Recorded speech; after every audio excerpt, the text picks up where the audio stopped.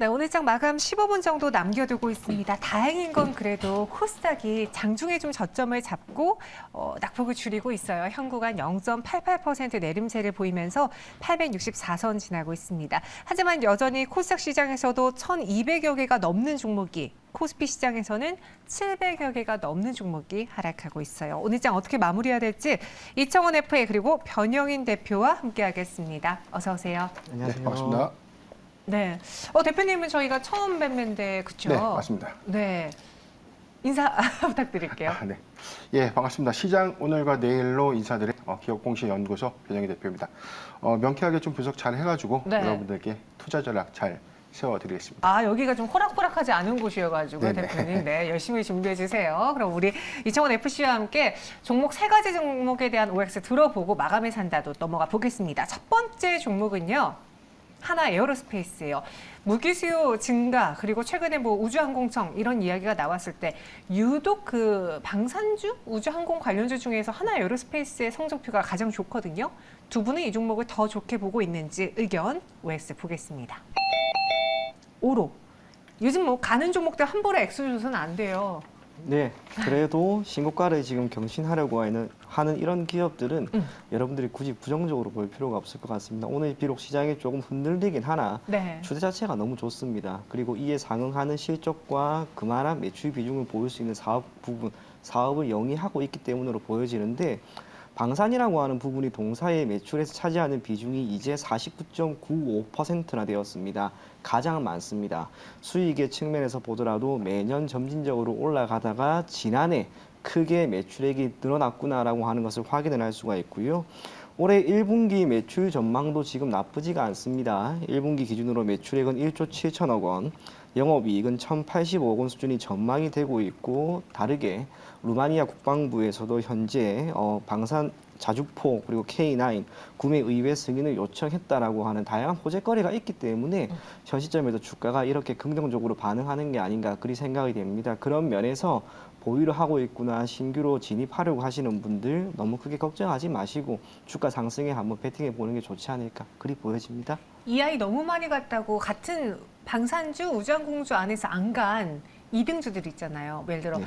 LI진엑스원이 사실 2등이라고 하긴 그런데 최근 주가로만 봤을 때에는 네. 이들 하나 에어로스페이스한테 밀리고 있고 또 한국항공우주 이런 종목을 차라리 따라붙는 것보다는 가는 아이들 따라가는 게 더 좋다는 말씀이신 거죠? 시장이 좋기 때문에 네. 저는 가급적이면 달리는 말에 올라타는 게 더 좋지 않을까 그리 생각이 됩니다. 알겠습니다. 하나 에어로스페이스 두 분의 의견 모두 오로 일치가 됐고요. 이어서 두 번째 카카오게임즈로 보겠습니다. 오늘 저작권 소송 이야기가 나왔어요. 현재 구간에서도 한 3% 정도 내림세를 보이고 있는데 어떤 내용인지 전략은 어떻게 세워야 될지도 볼게요. 의견은 OX로 나뉘어졌습니다. 일단 변영인 대표는 긍정적으로 본다는 뜻의 O입니까? 네, 그렇습니다. 우선 카카오게임즈 최근에 어떤 지수의 저점 영역대에 봉착해 있는 상황에서 이제 발견된 리스크거든요. 지금 이 아키에이지워 얼마 전에 신작을 출시했던 이 게임이 리니지 M2를 이 표절 모방했다라는 어떤 소송에 좀 제기가 좀 된 건데 이로 인한 어떤 영향들이 아직 확정된 것은 아닙니다. 그 영향이 아직 클지 작을지에 대한 어떤 영향은 사실상 이 게임이 확산세 관점에서의 어떤 이 매출을 얼마만큼 좀 끌고 오느냐. 자, 이게 굉장히 좀 중요한 포인트였는데 아직은 시작점이다. 지금 카카오게임즈 안에서도 이 신작 게임 라인업 아니더라도 이전에 출시됐던 우마무스메 같은 어떤 이 중형 신작들이 아직 견고하게 실적을 유지해주고 있기 때문에 네. 저는 이런 관점에서 오히려 이런 조정 시 낙폭 과대 구간 하에서는 오히려 매수 관점으로 좀 봐도 무방하다라고 좀 판단을 해봤습니다. 2022년 매출 13.3% 그리고 영업이익이 58.7% 좀 증가를 해줬는데 2021년도 대비해서 이 상향된 매출액과 실적 회복이 2023년도에는 어떤 신작 출시 기대감까지 좀 더 반영이 됐다면 아마 지금 시초에는 오히려 좀 좋은 긍정적인 어떤 주가의 흐름도 예상해 볼 수 있었는데 지금 아케이즈워 일단 이 표절 관련 의혹은 그 향후에 영향이 좀 제한적이지 않겠나라고 판단했기 때문에 조정 시 매수 관점으로 봤습니다. 조정 시 매수 관점이라는 카카오게임즈 의견. 반대로 이청원 FA는 네. 제가 부정적으로 준 이유는 다른 건 아니고요. 참고로 그 PC 게임 자체가 동사의 매출에서 차지하는 비중이 4%밖에 안 됩니다. 이번 소송으로 큰 타격은 없을 거예요. 다만 지금 PC 게임이 모바일 게임으로 완전히 넘어갔습니다. 게임사 같은 경우에는 크게 두 가지로 나뉘어지죠. 개발사가 되든 퍼블리셔가 되든. PC 게임 같은 경우에는 고객 수요도 탄탄하고 개발에 따른 초기 투자 비용이 높다 하더라도 매우 장시간 운영이 됩니다만 모바일 게임은 뜻하지 않게 계속해서 새로운 신작이 나와야 돼요. 게임 회사의 입장에서는 더욱더 늘어난 개발 비용, 또 더욱더 늘어난 유지 보수 비용, 그로 인해서 실적이 더 좋아지기는 힘들지 않을까 그리 보여집니다. 카카오 게임즈는 실적은 조금 좋아지긴 했지만 기타 펄어비스라든지 다른 기업들은 실적이 모두 다 그리 좋지가 않습니다. 그래서 이번 충격 이후로 조금 소송 결과를 배제한다 하더라도 업종 자체가 나아지기는 분명히 힘들지 않을까 그리 보입니다. 알겠습니다. 카카오 게임즈 의견은 나뉘어졌고요. 마지막 농심으로 가볼게요. 이런 불황에 항상 우리가 좀 수혜를 볼 수 있는 종목들이 몇몇 가지 있잖아요. BJF 리테일을 이전에 편의점주로 그렇게 소개해드린 바 있었는데 오늘은 농심에 대한 의견 볼게요. 상승세 지속될까요? 두 분의 의견은? 여기서도 나뉘어졌네요. 대표님, 네. 아직 저희가 대표님의 성향을 좀 잘 몰라가지고 네네. 농심에 대해서 X를 주신 이유가 무엇일지 감이 좀 안 잡히거든요. 우선 이 확장성에 관련된 어떤 이견은 없는데 네. 일단 이 상승 부분은 이미 이 매출 기대감에 따른 어떤 선반영 효과 좀 있었다. 전 주목할 점이 2022년도 매출액이 17.5% 증가했음에도 불구하고 영업이익의 폭은 5.7%에 그쳤습니다. 이게 뭐냐면 소매 가격의 변동성이 판가로 전이되는, 즉 판매 가격을 쉽게 올릴 수 있는 그런 역량이 좀 제한적이라는 것이죠. 그렇기 때문에 최근에 이 라면 가격의 인상 효과가 수출 이후에도 오히려 판매 가격을 쉽게 좀 전이될 수 있는 요건이라면 상관이 없는데 소매 가격의 어떤 가격 변동성을 좀 더 감안해 본다면 영업이익의 어떤 개선 여부가 굉장히 좀 중요하다. 즉 매출액의 어떤 신장 가능성에 대해서는 이견이 없으나 영업이익에 대한 어떤 확대를 한 번쯤은 더 확인하고 매수하는 것이 좋겠다라고 좀 판단해봤습니다. 알겠습니다. 그래서 농심은 X. 반대 의견 들어보고 싶은데 저희가 시간이 없어서 빨리 마감을 산다로 넘어가 볼게요. 과연 동시효과 구간에서 마지막으로 살 수 있는 종목 뭐가 있을지 저희 시청자분 중에 한 분이 종가 베팅할 만한 종목 뭐가 있을까요? 라는 글을 앞서 올려주셨거든요. 이 두 종목을 눈여겨보세요. 키워드부터 보겠습니다. 부산에서 알아주는 회사고 그리고 턴어라운드 1순위 종목을 줬습니다. 부산에서 알아주는 회사 뭐가 있을까요, 대표님? 부산에서 부산하면 밀면이 있는데 아니 그냥 한번 이게 그 아는지 한번 여쭤본 거였어요. 네, 한번 어떤 종목인지 열어볼게요. 성우하이텍과 두산퓨얼셀을 갖고 왔습니다. 그냥 혹시 우리 대표님이 아시려나 해가지고 여쭤봤는데 우리가 생각하는 종목은 아니었어요. 성우하이텍이 왜 부산에서 알아줍니까? 부산에서 오래 산 저의 입장에서 사실상 부산하면 생각나는 거는 은행이죠. 예전에 부산은행. 네. 그 외에는 성우하이텍 정도밖에 사실상 없습니다. 부산에서 오래 사셨어요? 네, 34년 살다가 올라왔습니다. 그렇군요. 그런데 그거 못지않게 지금 동사가 기존 자동차 부품업체로서의 역량을 오래 강화해 왔던 가운데 지난해부터 배터리 소재에 관련된 제품을 시장에 공급을 하고 있습니다. 물론 그것이 기업의 실적에 당장 긍정적인 영향을 미치고 있는 것은 아니나 얼마 전에 사업 보고서가 나왔는데요. 진짜 어마어마한 변화가 조금 나타났습니다. 매출액이 크게 늘어난 것도 아닙니다. 최근에 2년 동안 매출액 성장률은 대략 35% 정도 수준이었는데 영업이익이 무려 거의 20배 정도가 늘어났습니다. 이건 이유가 하나밖에 없습니다. 동사가 비용을 상당 부분 잘 절감을 하고 있는 상황에서 매출액이 조금만 늘어나게 되었을 때 영업이익에 큰 변화를 줄 수 있다는 것. 최근에 전기차 시장이 조금씩 활성화되고 있고 판매도 이제 더욱 늘어날 것으로 보여집니다. 그렇다면 성우하이텍이라고 하는 기업은 매출액이 더 늘어날 가능성에 지금 놓여 있는 거예요.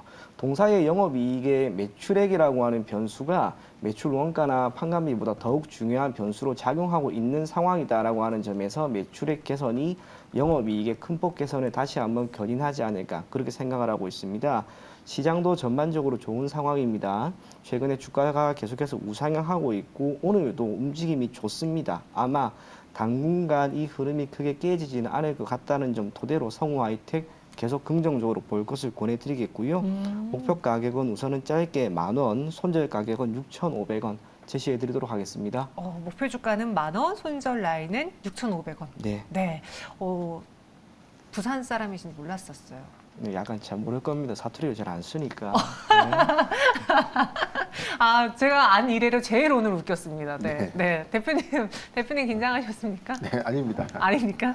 오늘 어떤 종목을 마감해 사볼까요, 대표님? 네, 저는 두산 퓨얼셀 준비를 해봤는데요. 네. 2023년도 턴어라운드가 기대되는 1순위 종목이다라고 좀 제가 말씀드릴 수 있겠습니다. 네. 2022년 매출액과 영업이익이 18.2% 그리고 59% 좀 감소했어요. 실적이 감소했던 원인 중에 하나가 수주는 잘 했는데 일부 프로젝트가 매출이 2023년도로 좀 이월이 되면서 반영 수치, 즉 반영 실적이 좀 더 감소가 되면서 비용은 선반영됐고 이에 따른 어떤 이익 효과가 감소될 수밖에 없었던 요인으로 작용했습니다. 2023년도는 안정적인 수주를 기반으로 해서 외형 확장의 어떤 계기가 될 수 있는 해다라고 좀 전망을 해보고 있는데 최근에 이 회사 두 가지 사업 부분으로 좀 구성되어 있죠. 첫 번째는 기자재 공급 부분 그리고 장기 유지 보수 서비스 부분인데 점진적으로 장기 유지 보수 서비스 부분의 어떤 매출 포지션이 좀 더 증가되고 있다. 이 부분은 고정적인 안정적인 어떤 수익원을 확보해 나가면서 신규 수주에 따른 외형 확장을 보다 가시화할 수 있다. 자, 이 점을 좀 참고 삼았으면 좋겠습니다. 특히 중국 지방 상별의 수소, 연료 전지 발전 시설에 대한 어떤 정책 사업 부각 이슈가 좀 부각되고 있는데 두산 퓨얼셀이 2022년도부터 중국 사업에 본격적인 좀 진출을 선언한 만큼 이에 따른 어떤 수혜도 우리가 눈여겨볼 대목입니다. 이런 어떤 우호적인 여건들을 종합해 본다면 2023년도에는 실적을 기반으로 한 성장세, 자, 이 부분을 꼭 주목하셨으면 좋겠습니다. 네. 두산 퓨얼셀 현구간 1.66% 하락합니다. 가격 전략은요? 네, 매수가는 31,000원에서 31,300원, 31,000원에서 31,300원이고요.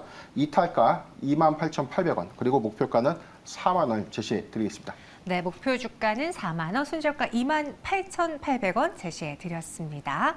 네, 이렇게 두산 퓨얼셀까지 오늘 마감할 두 종목 알아봤고요. 현재 동시효과 구간의 시장 상황도 좀 볼게요.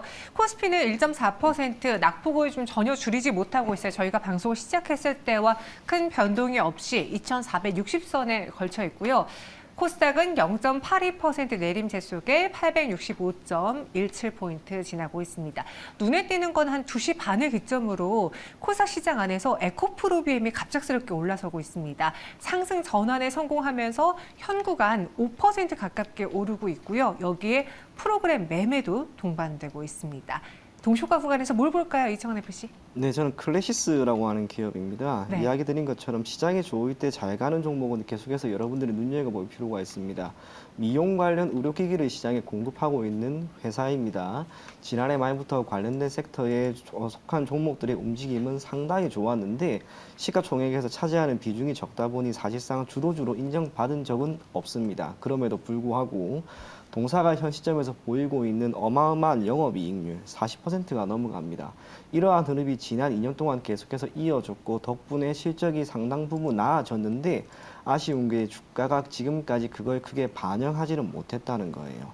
그리고 기술적으로 보더라도 전 고점 2만 원대를 지금 강하게 돌파하는 움직임이 나왔습니다. 그래서 시장의 상승과 종목이 보일 수 있는 산업, 실적 다 좋은 그런 기업이 지금까지 주가 상승은 매우 미미했다는 점, 그 점만 본다 하더라도 클래시스가 지금부터 주가 상승이 더 나오지 못할 이유는 저는 결코 없지 않을까 그런 생각이 듭니다. 그런 면에서 앞으로 클래시스라고 하는 종목 여러분들이 투자의 관점에서 매우 긍정적으로 보면 좋지 않을까 그리 생각이 됩니다. 모멘텀도 갖고 있고 여기에 오늘 같은 시장에서도 이 빨간불이 유지하고 있다라는 거에도 점수를 줄 수 있겠네요. 대표님, 마감 동시효과 뭘 볼까요? 예, 저는 유니온을 살펴봤는데요. 오늘 히토류 자석 제조 기술의 수출 금지 소식이 좀 전해지면서 이에 따른 어떤 반사 수혜 기대감으로 좀 작용했던 유니온. 오늘 상한가 안착을 좀 했는데 당분간 히토류 관련된 어떤 제조 수출 금지에 관련된 어떤 이슈가 한 번 정도 더 부각될 가능성이 있다. 이게 아직 확정된 것은 아니지만 정책에 따른 어떤 변화 여부가 크게 반감되지 않는 한 단기 시세는 좀 충분히 좀 낼 수 있는 구간이 아닌가라고 좀 판단을 해봤습니다. 이 회사 1964년도에 설립된 이 백시멘트 생산 업체입니다. 히토류 관련주로 좀 구분이 좀 되어 있었는데 지금 오늘 상한가 안착 이후 내일까지도 시세를 좀 가져갈 수 있지만 저는 지금 이 기대감이 어떤 이 추격 매수보다는 오히려 조정 시 좀 매수 관점이 좀 맞지 않겠는가라고 좀 전망을 좀 해봤고요.